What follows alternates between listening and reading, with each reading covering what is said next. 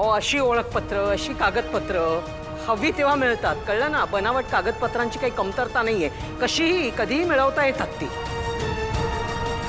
मला वाटलंच होतं तुम्ही यो पॉइंट काढणार हे मला वाटलंच होतं, म्हणून माझ्याकडे अजून एक पुरावा आहे. सुर्वे सर,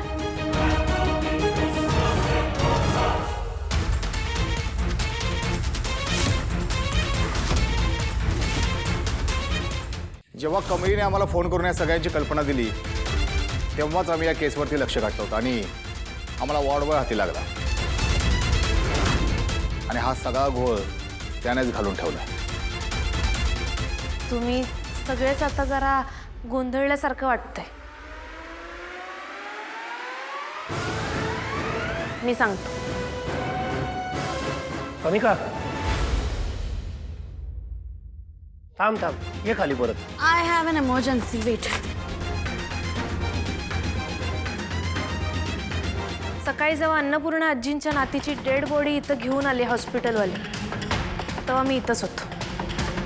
चेहऱ्यावरचा तिचा कपडा जरा सरकला आणि तेव्हाच मी ओळखलं का ही आदिती आहे. तिचा ॲक्सिडेंट आमच्या कॉलेजच्या समोरच झाला होता. ह्या सगळ्याची खात्री करायची होती मला, म्हणून मी हॉस्पिटलला गेलो आणि तिथं मला ते वॉर्डबॉय भेटला जो आता पोलिसांच्या ताब्यात आहे.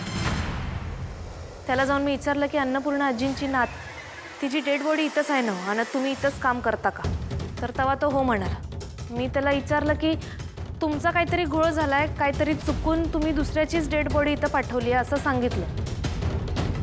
तेव्हा तो घाबरला आणि उडवाउडवीची उत्तर द्यायला लागला मला म्हणला रजिस्टर चेक करा, ज्याचं मयत होतंय त्याचा फोटो सकट नाव बी असतंय, असं काय काय सांगायला लागलं. मी वाद घालायला गेलो तर माझ्यावरच उलट बोलायला लागला तो. मी त्याला म्हणलं ज्या मुलीचा अपघात आमच्या कॉलेजसमोर झाला तिची डेड बॉडी कुठं आहे? तर तेव्हा माझ्यावरच राग दाखवून म्हणला कुठं आहे म्हणजे तिच्या आईवडिलांना दिली आहे. मग मी लगेच आधी तिच्या आईवडिलांना शोधायचा प्रयत्न केला, तेव्हा काका काकी तिथंच होते. काका काकींना जाऊन मी विचारलं की आदितीचा अपघात झाला ते तुम्हाला केव्हा कळलं?